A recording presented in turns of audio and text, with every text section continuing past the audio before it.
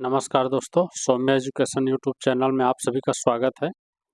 साथियों, आज हम देखेंगे कक्षा 10वीं हिंदी पाठ 7.3। पाठ का शीर्षक है मैं लेखक कैसे बना। तो चलिए देखते हैं। इसका भी मैंने आज मोस्ट इम्पॉर्टेंट क्वेश्चन आपके लिए सेलेक्ट किया है, जो अभी परीक्षा में 2025 में आने लायक है। तो बिना स्किप किए आप वीडियो के अंत तक बने रहिए। और हाँ, यदि आप मेरे चैनल पर नए हैं तो कृपया चैनल को सब्सक्राइब कर लीजिए, ताकि मेरे द्वारा अपलोड किया गया वीडियो सबसे पहले आपको मिले। तो चलिए शुरू करते हैं। बहुविकल्पी प्रश्न हमारा फॉर्मेट ही है। बहुविकल्पी प्रश्न, इसमें से देखते हैं कौन कौन से इम्पोर्टेंट है। पहला, मैं लेखक कैसे बना। पाठ के लेखक हैं, ठीक है, ऑप्शन दिया हुआ है श्याम सुंदर दास, अमृतलाल नागर, महादेवी वर्मा और रामचंद्र शुक्ल।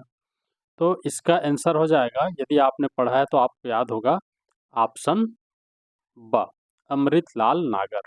ठीक है, ये मैं लेखक कैसे बना के लेखक हैं। ठीक है, चलिए आगे देखते हैं इसी में। दूसरा, लेखक ने साहित्य को क्या न बनने की बात कही है। इस अध्याय में लेखक ने साहित्य को क्या न बनने की बात कही है। पहला, अर्थ का साधन, अर्थ मतलब कमाने की साधन। ठीक है। दूसरा, जीवन निर्वाह का साधन। तीसरा, टके कमाने का साधन। चौथा, रुपये का साधन। ठीक, तो इसका सही आंसर हो जाएगा इसमें। देखो, टके टके शब्द का यूज हमने इस पाठ में देखा है और लेखक ने इस पाठ में किया है, तो इसका सही आंसर हो जाएगा ऑप्शन स। ठीक, टके कमाने का साधन। चलिए आगे देखते हैं। तीसरा, अंग्रेजों के दावत पर आने के पहले बाबा ने कौन सी तस्वीर हटवा दी। ठीक है।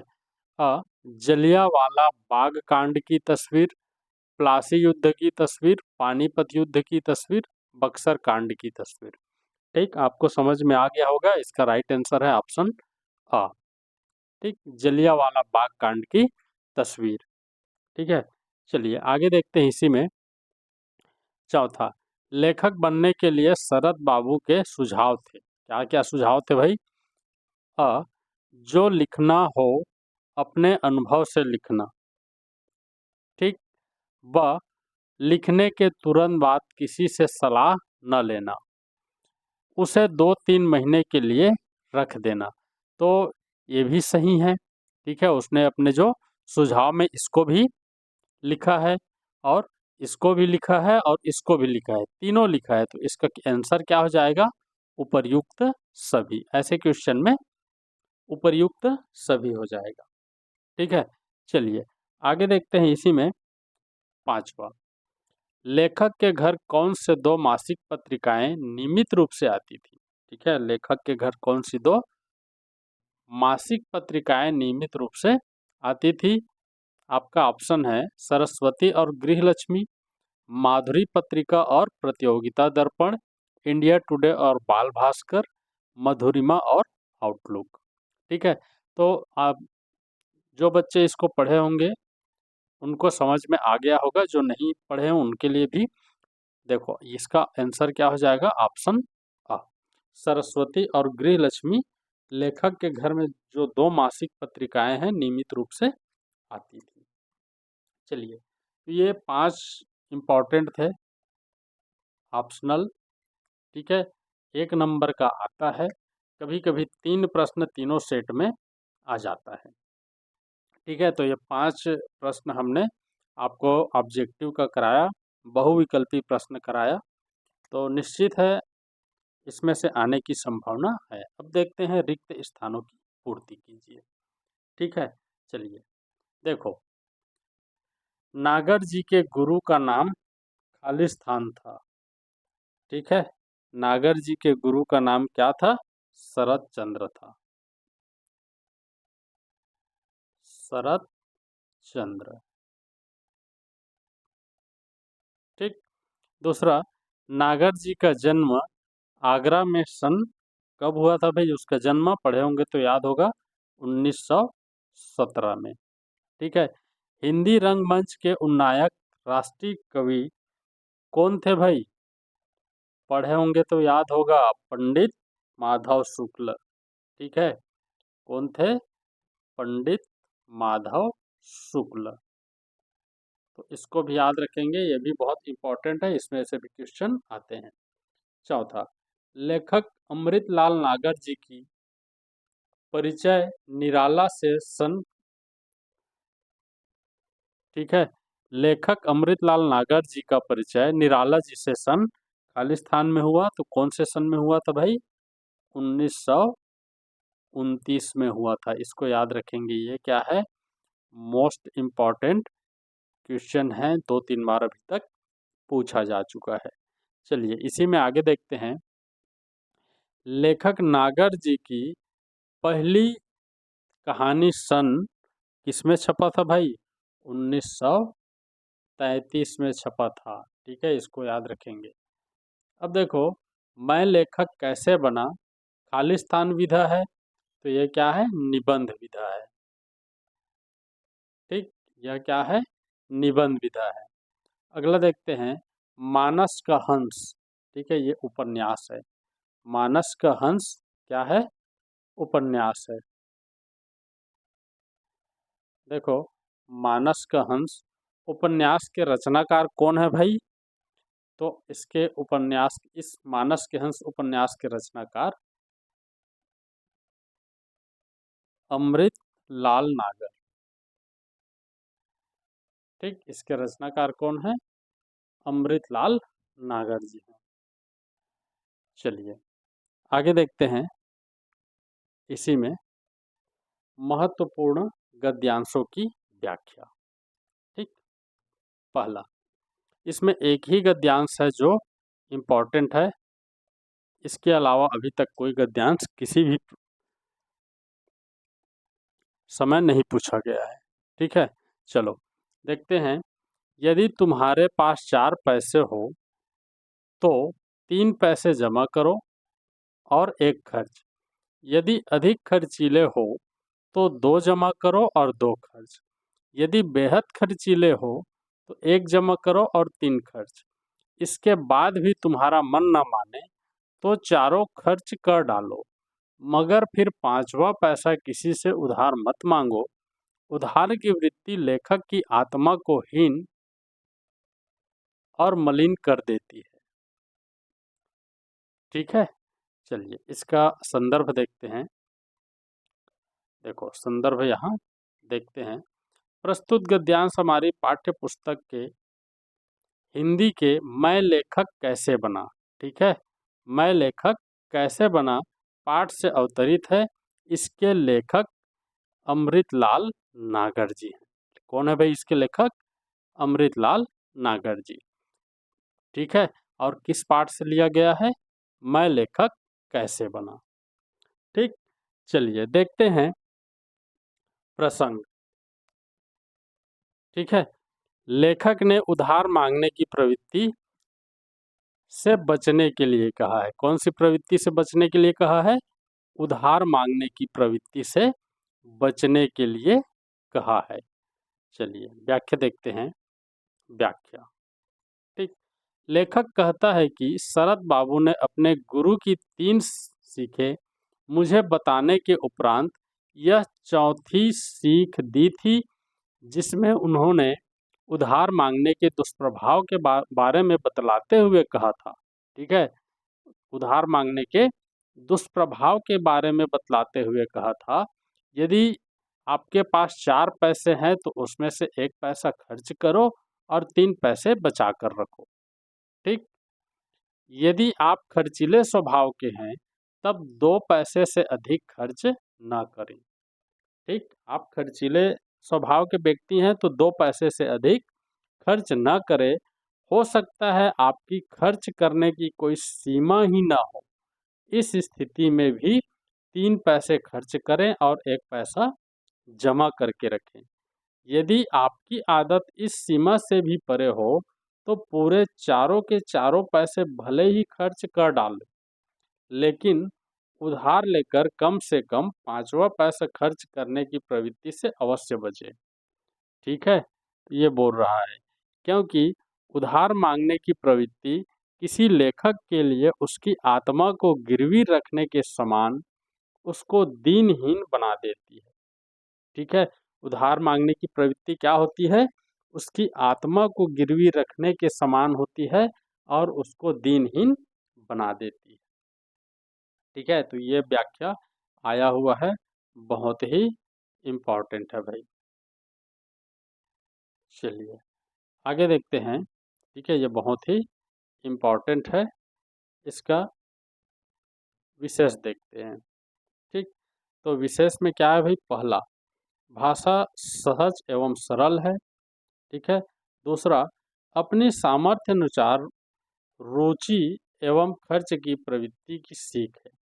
ठीक है, जितना सामर्थ्य है उतना ही रुचि रखना चाहिए, उतना ही खर्च करना चाहिए। उधार लेने की प्रवृत्ति स्वाभिमान गिरवी रखने के समान होती है। ठीक है, चलिए तो ये एक क्या था? सप्रसंग व्याख्या था, जो क्या है मोस्ट इम्पॉर्टेंट था, आने लायक है, अभी जो एग्जाम होने वाले हैं, वार्षिक पेपर होने वाले हैं उसमें। ठीक है, चलिए आगे देखते हैं प्रश्न के अभ्यास। इसमें से केवल 3 प्रश्न लिया है हमने। कितना प्रश्न लिया है? 3 प्रश्न लिया है, जो कभी न कभी किसी न किसी सेट में आया हुआ है। तो ये तीनों क्वेश्चन मोस्ट इम्पॉर्टेंट है। ठीक, ये तीनों क्वेश्चन क्या है? मोस्ट इम्पॉर्टेंट है। चलिए प्रश्न पहला देखते हैं। प्रश्न 1, लेखक बनने के लिए शरत बाबू के क्या क्या सुझाव थे? इसे जस्ट पहले ही हमने देखा है, तो चलिए देखते हैं क्या क्या सुझाव थे। उत्तर, लेखक बनने के लिए शरत बाबू के सुझाव। ठीक है, यहाँ पर क्या है? पहला सुझाव, जो लिखना सो अपने अनुभव से लिखना। ठीक है, लेखक बनने के लिए पहला सुझाव क्या था? जो भी लिखना अपने अनुभव से लिखना।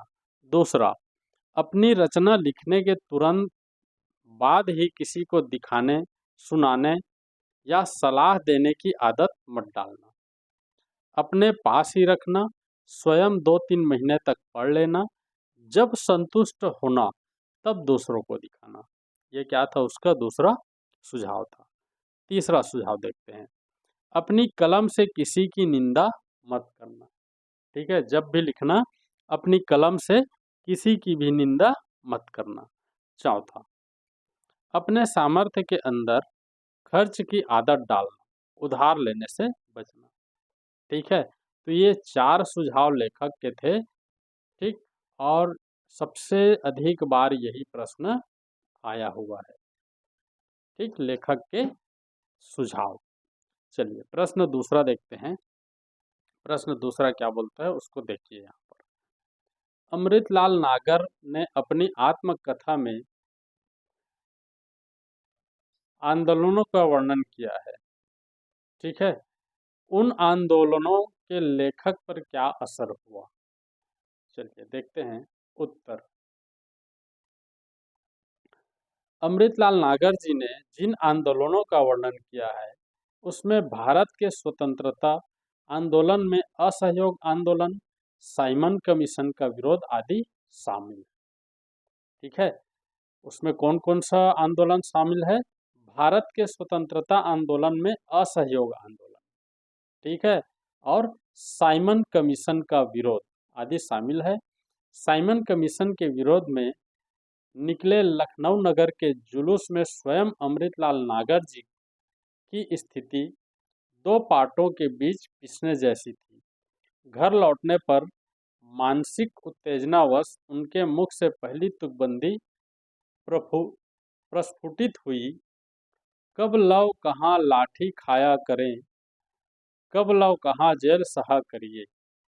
ठीक है, इस कविता को दैनिक आनंद में अपने नाम सहित छुपी देखकर लेखक बनने की ओर प्रवृत्त हुए।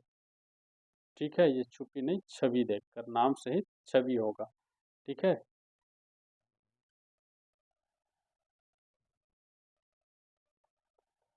नहीं नहीं सॉरी, छपी है। ठीक, छपी मतलब छापना। तो इस प्रकार ये था प्रश्न दूसरा। इसका पीडीएफ चाहिए आपको, मिल जाएगा। यह भी क्या हुआ है, किसी न किसी सत्र में आया हुआ है, यह भी इम्पॉर्टेंट है। इसी में तीसरा देखते हैं, प्रश्न तीसरा। ठीक है, अंग्रेजों के दावत पर आने के पहले बाबा ने कौन सी तस्वीर हटवा दी? उन्होंने उस तस्वीर को क्यों हटवाया होगा? अपने विचार लिखिए। तो इसको अपने से लिखना है, बाकी मैं आपको आपकी सुविधा के लिए यहाँ पर आंसर लिख देता हूँ, उत्तर लिख देता हूँ।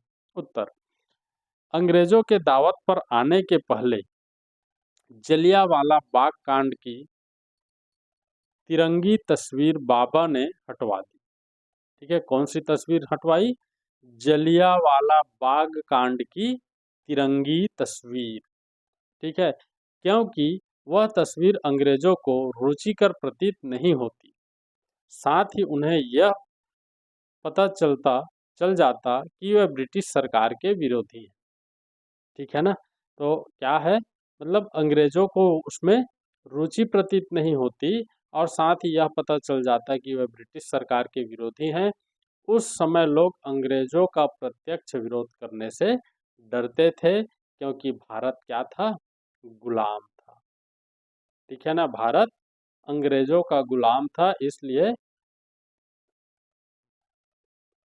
अंग्रेजों का गुलाम था, इसलिए प्रत्यक्ष विरोध करने से डरते थे। ठीक है, तो ये भी क्या है, मोस्ट इम्पॉर्टेंट क्वेश्चन है। यदि इसका पीडीएफ चाहिए मुझे कमेंट बॉक्स पर बताना, मैं आपको पीडीएफ प्रोवाइड कर दूंगा। ठीक, तो हमने क्या देखा आज? सबसे पहला बहुविकल्पी प्रश्न देखा।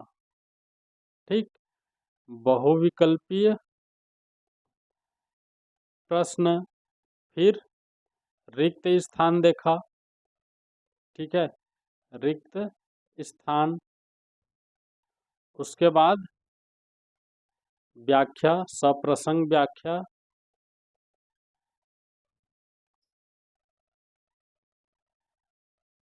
ठीक है, और फिर अंत में देखा प्रश्न। ठीक, तो 4 पार्ट में देखा, इसमें से हर साल कोई ना कोई क्वेश्चन आता है, तो इतना कर लेंगे तो आपका एक चैप्टर की तैयारी हो जाएगा। ठीक है, चलिए आज के वीडियो में बस इतना ही। धन्यवाद।